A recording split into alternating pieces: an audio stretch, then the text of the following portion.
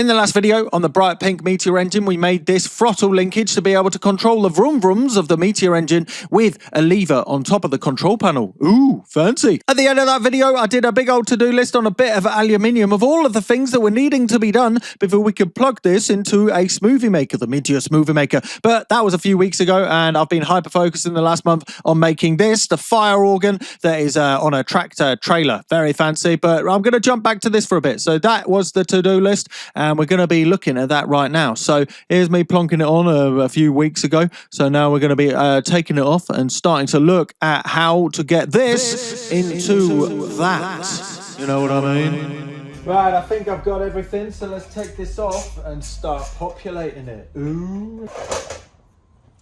I'm going to take a photo of this side of the to-do list. I thought I was going to do this beforehand, but life doesn't work out that way. So we've got all of these different things: magneto switch, starter button. We've got the starter button, rev counter. What is the rev counter? Well, I had this for another project. It's quite pricey.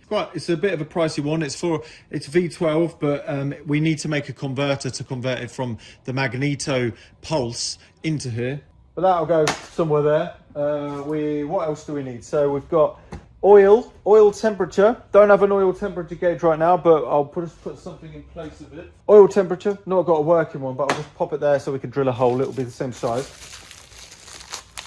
We got a 24 volt meter. That'll go somewhere there. We've got a snazzy old fashioned oil pressure sensor, so that'll go somewhere as well. So we got this. What else do we need? Water temperature. That'll go somewhere as well. Starter solenoid will go on the back somewhere, but we'll worry about that in a little mo. We need some regulators to make this all work because it is a bit of a hodgepodge. Going to use this nondescript switch to be able to turn on and off the power to the voltmeter.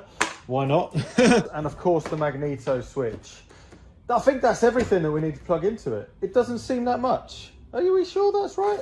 Going to use one of these, which I rarely use. They're called, what are they called again? Rulers, I think they're called, yeah. So what are we doing? So I know, because this water temperature cable, because it's one of those capillary sensors, there's actually liquid in here. There's solvent in here to take the temperature from here over to here. It's just long enough. It's just long enough to fit and measure the water temperature. I'm actually going to have that up here.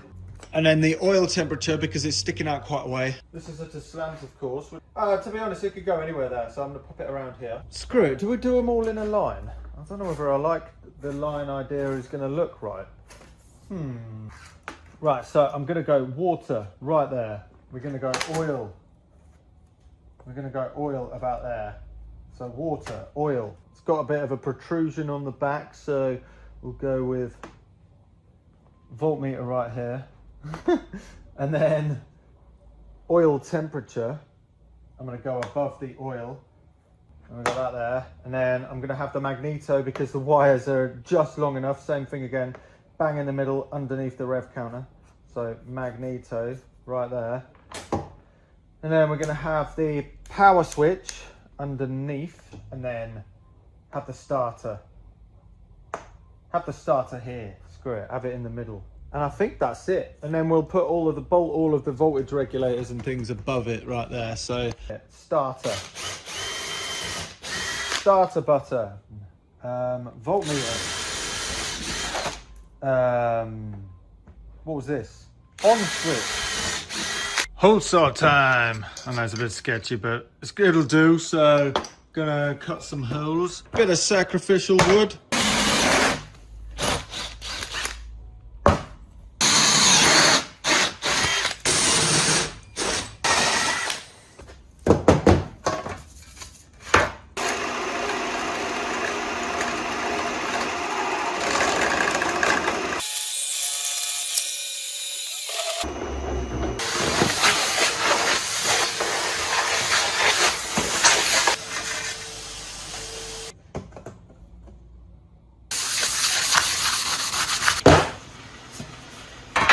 Nothing like a nice bit of crinkle paint.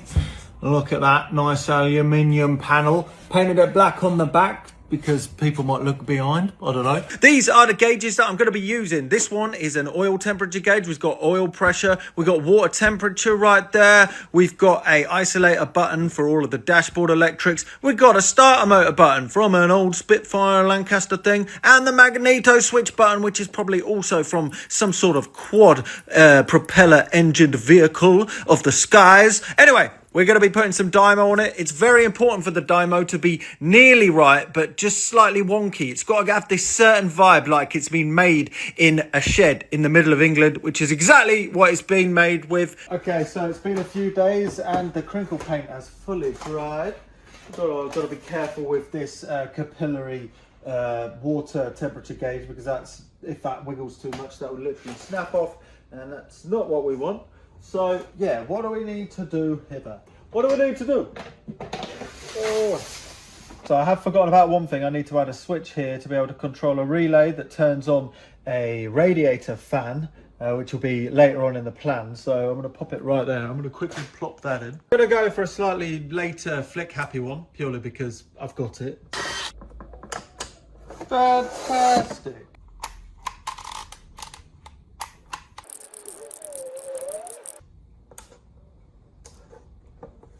Now, because I've made this from a selection of parts, for instance, I already had this water gauge from the Austin 7. So this means that this water gauge is actually a 6-volt water gauge. And then this one's a 24-volt voltmeter. This one's a 12-volt rev counter I already had from another car project. This one, well, it needs nothing because it's oil pressure. Unless we put a light on the back. Does it have a light?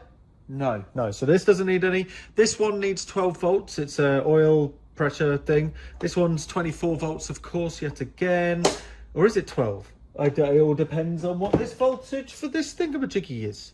And I can't remember, I tell you. So that's pretty handy. So we're going to be bolting that pretty much around the back here. But also because this is a 6-volter, already got these little automotive regulators. So I'm just going to plop these 2 regulators. It's nice and simple. They'll plump around the back.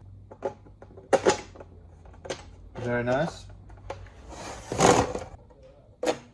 Also, whilst we're around the back, I'm going to pop the starter solenoid on. Next up, got this absolute beast. The problem that I have is the Meteor engine, the rev counter, is controlled by this fancy little box that generates a voltage inside of it, and then the rev counter on the Meteor's kind of whatever the Meteor is in, the tank or whatever, is read out by a varying voltage. I don't have that, and remember, the Meteor is a magneto engine, so it doesn't have a coil that turns on and off with the points to be able to send a 12-volt pulse over to the rev counter. So there's probably an easier way, but I've got a lot of things on, so I got hold of this thing.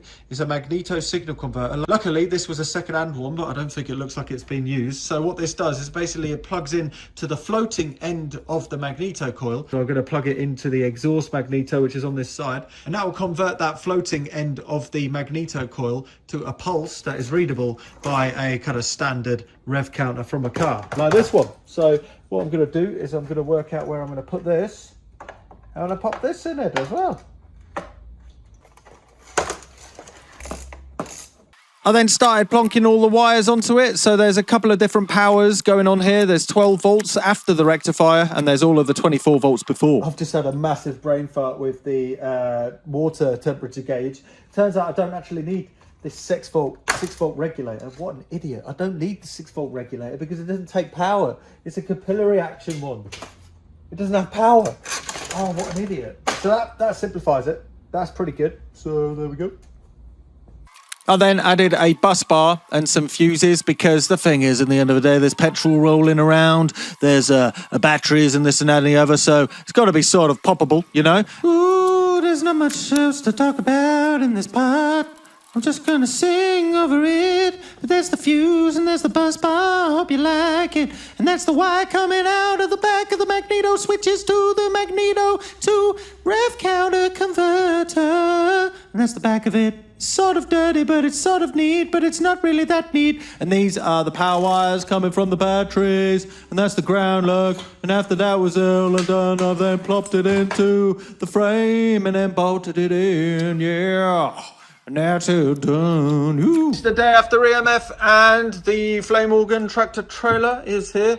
going to be getting on with that. Need to finish the rest of the pipes, add an expansion tank in the middle and do the spark plug igniters on the outside. So yeah, here is the dashboard. I did it a few weeks ago, that video, but it's all still there. You'll notice that the rev counter is quite high. This engine's not going to go over, well, 2,000 to 3,000. So what I'm going to do is I'm going to set it for a 6-cylinder engine and then dymo the numbers so it ends up going to 4,000. So if you do it as 6-cylinder, it'll read it twice as quick, which will make it half the speed. I think that's how it is. So that'll mean 1,000 will be there, 2,000 will be there, 3,000 will be there, and 4,000. I'll just dymo that. That'll sort that out for now, so temporary. And then that might get repurposed to the actual initial plan that I had with that thing. We've got the radiator fan that is not wired in because we haven't got to the radiator yet. What is it? The capillary tube is going right over the top of the engine. Probably not the best setup in the world, but it's going to do for now. This is a right hodgepodge to actually make it fit into the initial point. I was thinking of drilling and tapping a hole in here, but then it's not right at the end where the output is. So I might do it there. We'll just see how it goes. And then for the batteries, I've made these little covers, because I finished the wiring now. So there's a nice little covers. And then, you know, obviously the manifold is going to be sorted out because there's fire that comes out of there. But batteries are only flammable when they're, you know, they're all squelled and stuff after overusage, which will definitely not happen with these ones. They're just to start the starter motor. So the starter motor's wired in now as well. You've got, remember, I cheaped out and had to buy 2 sets because I bought 2 that were not big enough. So I bought 2 more that weren't big enough because that was cheaper than actually buying 2 full ones that were big enough. You know how it is, but they're all wired in now. And yeah, so it's pretty much ready to get on to the last bit of it, which is the water system. Going to be putting a radiator in the front of it and things like that. Going to be testing it to work out what it needs to be able to make it some sort of automotive thing. But first, we're going to be using the output shaft to power some other things. Whatever that is, I don't know, a baby rocker, or maybe a fruit mixer, you know, like a smoothie maker. So one of those kind of things, who knows? But yeah, there we go. And I'll see you in the next video, and that'll be on. Ooh, oh, there's the dash power. I forgot, it's actually running. Woo! Very nice. Oh yeah, I need to wire in the oil temp. Oh yeah, we've got the oil pressure. The oil pressure connects into the regulator right here, comes along and around and up and into the back using AN fittings. Haven't wired in the oil temp. I'll do that by the end of the next video. So yeah, I'll see you in the next one and have a lovely time. Totally do.